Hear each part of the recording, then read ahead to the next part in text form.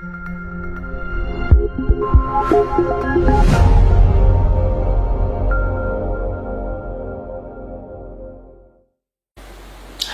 right, well, it's another time with you on Serious Matters with Olukunle here on ONIF TV. Of course, if you've been following us properly, you discover that we'll just discuss serious matters on this show. My name is Olukunle, and that is just what I stand here, representing. However, you go to our website on oniftvreporters.com, and you will have those and those of our details. There are lots of news that you will want to look at, but then we were just looking at just one of them in this particular series. We are looking at just one, and that is this recruitment scandal that is making the rounds in the Senate today and around this time. We would if you've been conversant up to date with the happenings around the Senate, you would have heard that there's been some leadership tussle in the sense that there were slots for federal jobs that were allocated to them, and then some persons took some while some did not get. And maybe that like somebody said to me earlier on today, that is the reason why we are getting to know about it. And one other thing that the person pointed out was that is why we have blockheads in services today. And then you get to an office, you enter into an office, they do not produce the services that are expected of them because they were elected into office. Like one of the lawmakers said anonymously said that's one. He said you now get to give people their appointment letters at home. You do not allow them to go through interviews. They do not, we don't have the best, in those places because they were given out by lots. The procedure for employment into the federal services, into the MDAs, are not being followed again.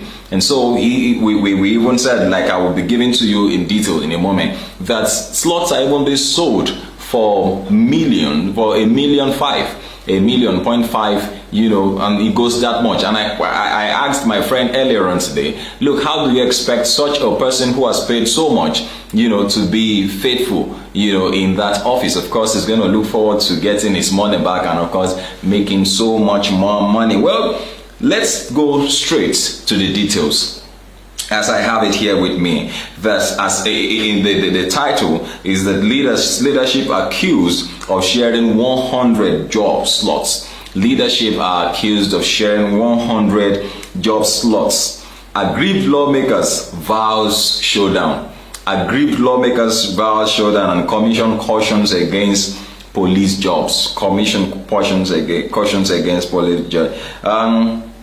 Well, we understand, like I said earlier on in my introduction, that there's been some issues in the Senate regarding a recruitment scandal, and these have been provoked by some members of the upper legislative chamber using their official position to allegedly get job slots from government agencies. Already the Senate committee charged with ensuring employment complies with the federal character principle yesterday vowed to expose such lawmakers involved in the job racketeering. The chairman of the committee, Danjuma Laha, promised there will be no sacred cow. I don't care who they have given the job slots to. Is it the leadership that will give them the backing? Is it the leadership that will give them the backing? He went on to say that the leadership knows that I am capable of doing my job. That is why they gave me that responsibility, he told journalists at the National Assembly complex. He said, I'm using my sense to fish out the bad elements. It is not a leadership directive. There are rules and regulations guiding us as a committee. The affected agencies should present themselves for clearance because I will not take it easy. Our people have suffered in bondage for long. There are a number of you outside there who are qualified for these jobs, but you won't get them because you don't know a senator. You won't get them because you do not know somebody outside there. You won't get these jobs because your father does not know somebody.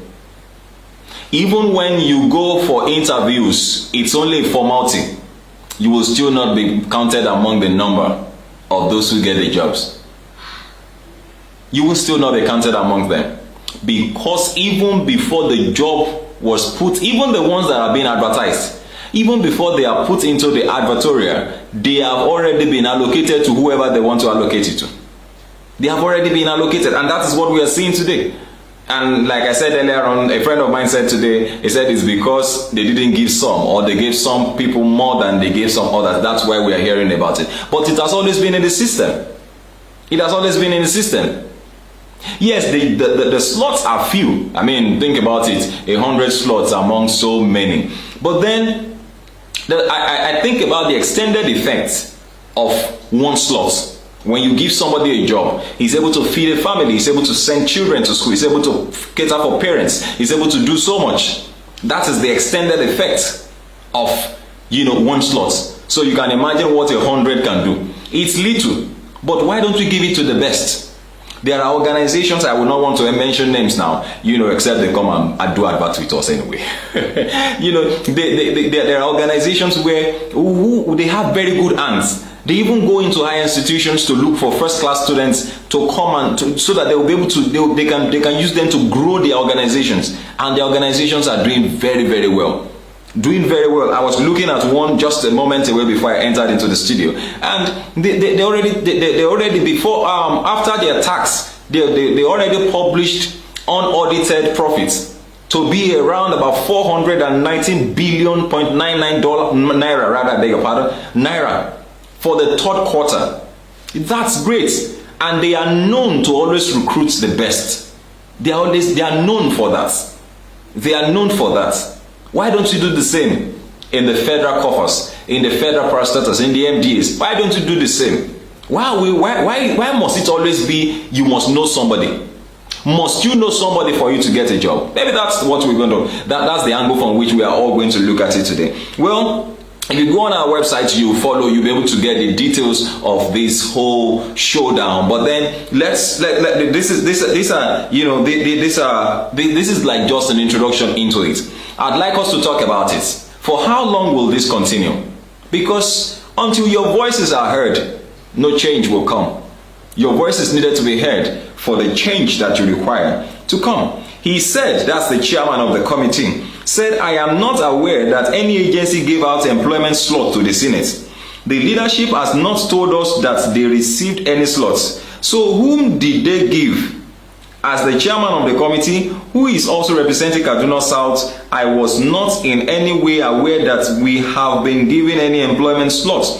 So we are going ahead with our probe. I have taken it upon myself that I will deeply probe into the agency's claim and carry out an extensive investigation. We are going to expose all those that are tarnishing the image of the federal government. Well, maybe I should just take you a little bit further in what he said. That he said we are aware that some of the agencies are selling the employment slots at their disposal. How much are they selling? They are commercializing employments, selling a single slot for as much as 1.5 million naira when we have children who have graduated from tertiary institutions who could not get any job for many years. Some people are just taking Nigeria for granted. He said our children are suffering, running from one end to the other to another, looking for jobs. Some have become bandits and terrorists because the job meant for them have been cornered by some greedy people. Let me leave the details for you to check on our website, and then you follow on from there. But I once heard an elderly man, whom you must have seen his video, the interview that we had with him some time ago. That's our own Baba Deni, talking. And then, he said one of the things that he fears most at this time, or in the times that we are now, is that the young ones are not being educated. The young ones are not being educated. The attention given to education is not what the future can rest on. And the future without education is going to be a terrible situation. It's going to be a terrible situation. They are not being encouraged. If somebody has gone to school and is gotten a first class and he doesn't have a job, how are you encouraging others? How are you encouraging others? If, yes, I said earlier on that there are few slots, but if they are given to the right people, these right people will get there and they will be able to create other jobs for others. They'll be able to set a pace for others. Let's look at this together. This recruitment scandal.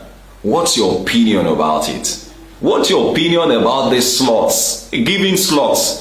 There are openings in an MDA. There are openings in the in NAFDAC. There are openings in the EFCC. There are openings in those places, and all the openings are given to a senator. They are given to senators. The House of Rep members will share the slots amongst themselves, and then so somebody will sit down somewhere, and then you call the fellow and say hello. Yes, even without the certificates. Even without the certificates. Somebody said in a place, he said in a particular state, so many people got jobs with fake certificates, if they had any at all.